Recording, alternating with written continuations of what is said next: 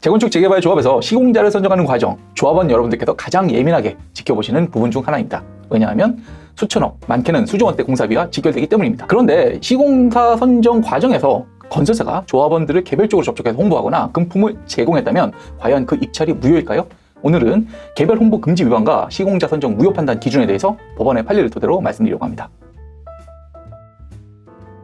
먼저 기본 원칙부터 살펴보도록 하겠습니다. 서울시의 공공지원 정비사업 시공자 선정 기준, 그리고 국토교통부의 정비사업 계약 의무 처리 기준은 시공사가 조합원을 개별적으로 만나는 행위, 특히 금품 제공이나 부당한 혜택을 주는 것을 엄격하게 금지하고 있습니다. 이유는 단순합니다. 개별 홍보가 시작되는 순간 공정한 경쟁 입찰의 원칙이 깨지고 조합원 개개인의 자유로운 판단이 왜곡되기 때문입니다. 결국 한두 명의 접촉으로 끝나는 게 아니라 전체 조합원의 의사결정이 왜곡될 위험이 있는 거죠. 이때 많은 분들이 이렇게 질문하십니다. 시공사가 개별 홍보를 했다는 사실만으로 입찰이 무효가 되나요? 법원의 입장을 좀 보자면 법원은 좀 신중하게 판단하고 있습니다. 위반 행위가 조합원들의 의사 형성에 실제로 어떤 영향을 주었는지가 핵심이라는 겁니다. 그러면서 우리 법원은 개별 홍보 위반 행위의 양상, 정도, 그리고 그것이 입찰의 공정성과 조합원의 의사결정에 미친 영향을 종합적으로 고려해야 한다는 기준을 제시했습니다. 예를 들어서 우리 대법원은 조합원들에게 수십만 원에서 수백만 원 상당의 금품이 지급이 되고 그로 인해서 총의 결과가 왜곡된 경우에 시공자 선정 결의를 무효로 보았습니다. 반면에 대구지방법원 서부지원의 경우에는 개별적으로 세대를 방문하였다 하더라도 그 개별적인 세대 방문 과정에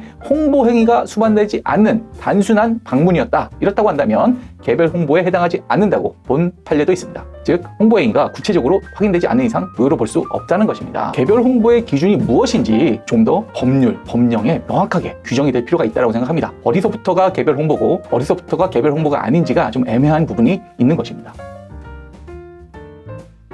그렇다면 현장에서 조합이나 시공사는 어떻게 대비해야 할까요? 우선적으로 조합의 관리 감독이 엄격해야 한다고 생각합니다. 시공자 선정 과정에서 개별 홍보 의혹이 제기된다. 그러면 즉시 사실관계를 확인하고 그 증거도 확보해야 합니다. 문자, 통화 내역, 증언 등 모든 자료가 훗날 소송에서 핵심 증거가 될 수 있습니다. 다음으로 시공사들의 경우에도 책임 있는 태도가 필요합니다. 공정 경쟁의 원칙이 지켜지지 않으면 결국 수년간 준비한 입찰이 무효로 돌아가고 시공사 스스로도 신뢰를 잃게 될 수 있습니다. 마지막으로 제도적인 보완도 필요하다고 생각합니다. 지금은 개별적인 홍보가 적발되더라도 봐주기에 그치는 경우도 상당히 많은 것 같습니다. 이에 대해서 입찰 자격 박탈이라던가 향후 일정한 기간 동안 전국적으로 입찰 제한 같은 강력한 제재 규정이 필요하다는 목소리도 있습니다. 또한 국토교통부나 지자체가 직접 조사, 제재할 수 있는 권한도 필요하다는 의견도 상당히 많습니다. 재건축 재개발 사업은 단순한 건설 프로젝트가 아닙니다. 수많은 조합원들과 이해관계자들이 신뢰로 운영되는 공동체적인 사업이라고 생각합니다. 만약 개별 홍보가 사실상 묵인되거나 가볍게 넘어간다. 그렇다고 한다면 조합원들은